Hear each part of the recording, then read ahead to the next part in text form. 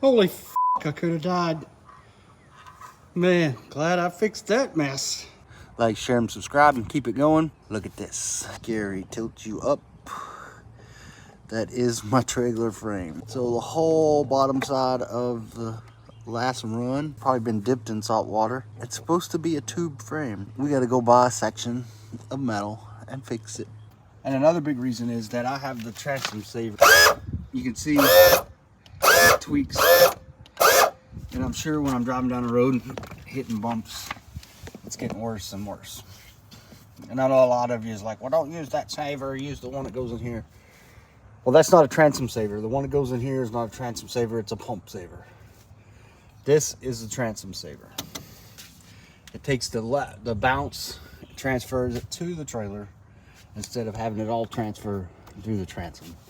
So all those people that buy this one and say, oh, I got my new transom saver and it wedges in here, it's not really a transom saver, it's a pump saver.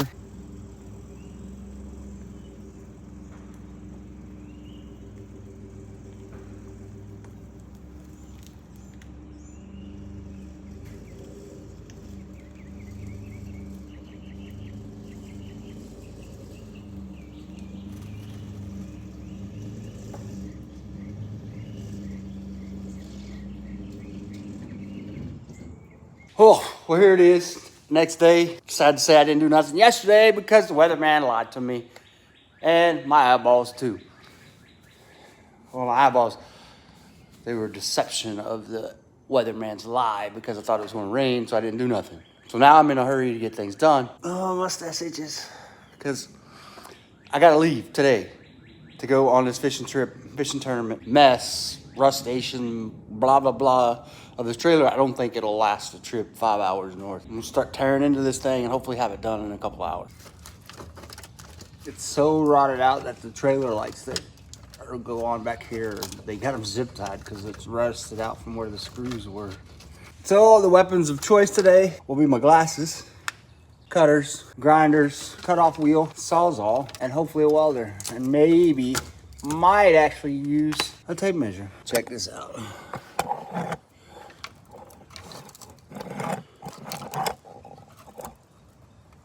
This is supposed to be 1.5 by 3 inch tube all the way across. And like I said, the reason why I'm worrying about it so much is because the motor transom saver comes down.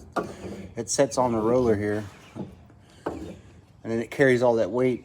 And then we got these rear straps that hold the boat. And when I started noticing, as I tighten these down, try to get them tight, the frame itself just bends in, bending this part. So this part has got stress from these straps, stress from the transom saver of the motor bouncing on it as it goes down the road. If it really wasn't about trying to save my transom and not have my motor hang out here and just bounce willy-nilly, I probably wouldn't worry about it as much. And I know some of you are probably like, well, just buy the little block that goes in here. Well, that's not a transom saver, guys. Don't let the internet and the people that make those tell you that's a transom saver. All that is a pump saver that keeps you from the weight of your motor bouncing on your pump when you have your motor raised up, because you can't lower it going down the road. I said probably a tape measure, so I went and got one. Guys, calm down.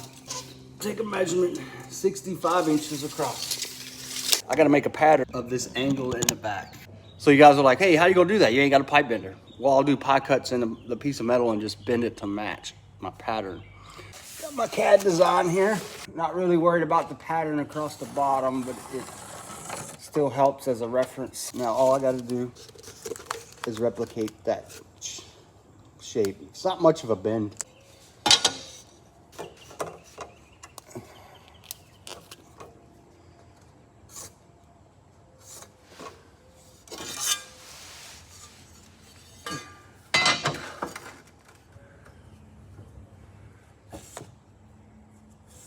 I hope that gives me enough clean metal to weld to. It's kind of rusted a little further back over here, as you can tell.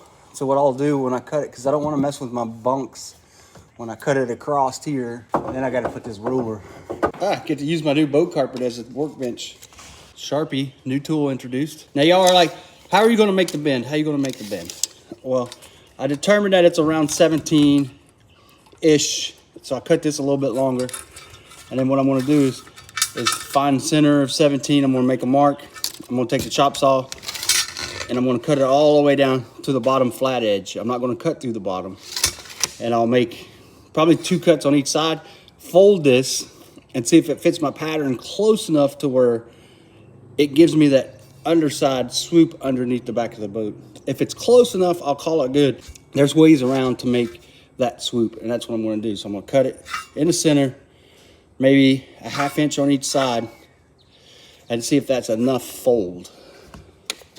I might have to make 4 or 5 cuts across there. Well, now that I turned the camera on, let me explain what I did. All right, 8.5 is center. So I just came back across every 1/2 inch. So I'll make these, cut these marks. Like I said, I'll cut it all the way to the bottom edge. I won't cut through this part.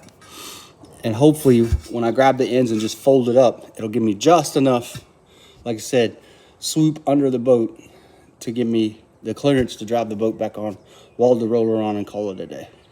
Okay, my biggest problem is I forget to turn you guys on. I just talked about my bends and my swoops and my cuts, and you wasn't even on. All the good stuff happens when the camera's off. So, I don't know.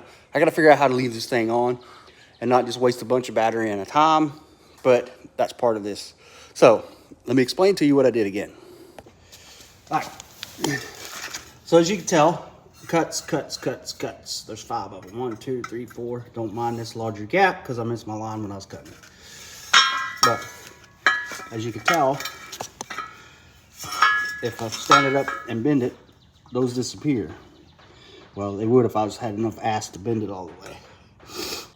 It still wants to spring back. I got to find a way to bend it and hold it so I can weld it. Introducing another tool,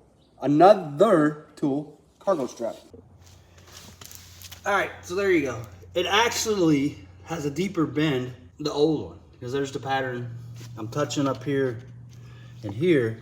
It actually bends a little deeper in the center. So I should have a little bit more clearance. There it is.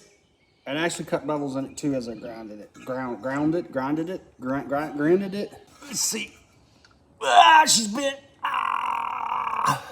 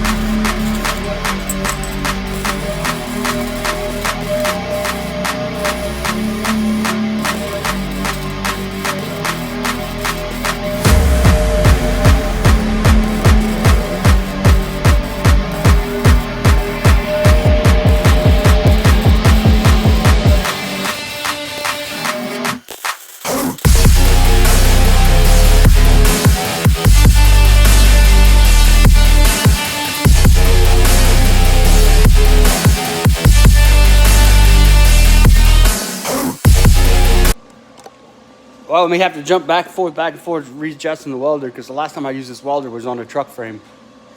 So it was too hot, too fast, keep going back. If I knew how to set up my welder properly, I could just do it all at one time. But I don't. But hey, it's there, cool off, and I'll give you a look.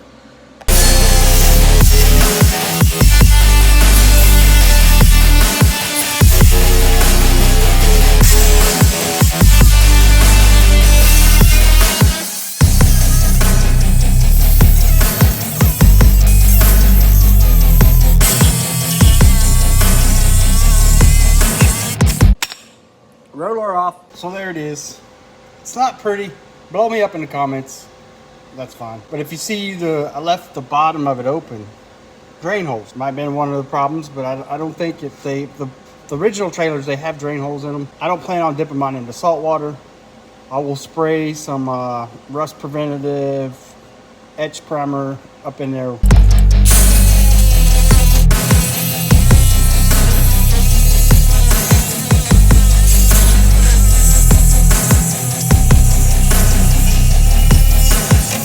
at that.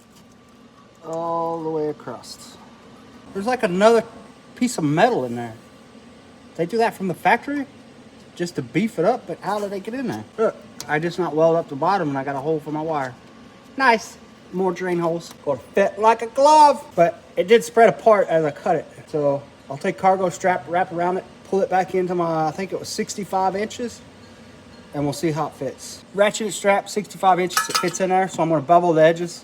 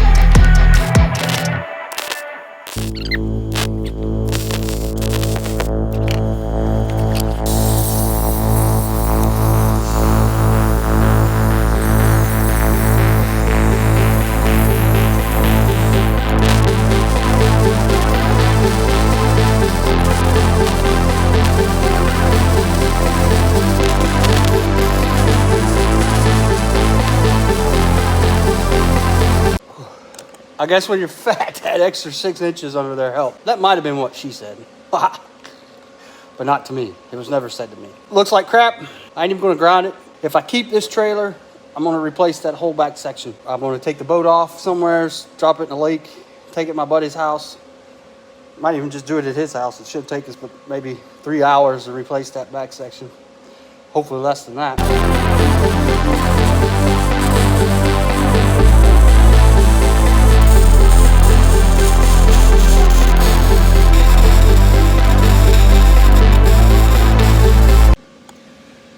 Well, there it is. It looks like crap. I'm figuring out what's my problem is. When I got my glasses on, if I ain't close enough, as I know, it's all blurry. But when I'm up there close to where I need my glasses, it's blurry. So now I'm trying to figure out how far away when I'm trying to weld, do I need my glasses and don't need my glasses. There it is. It's not my best work. I wish I'd been able to get started on it yesterday where I could have took my time and not worry about trying to get up north, which is a 5-hour drive. It'll do for now. I'm just gonna treat it and go on about the day. Like I said, I think I'm just gonna replace the whole thing because once I cut open and looked up in there, there's not much of this original rail left. Peace out, that's the end. The only thing I'm gonna do is just treat it with some rust preventer and like, share, subscribe. See you in the next video.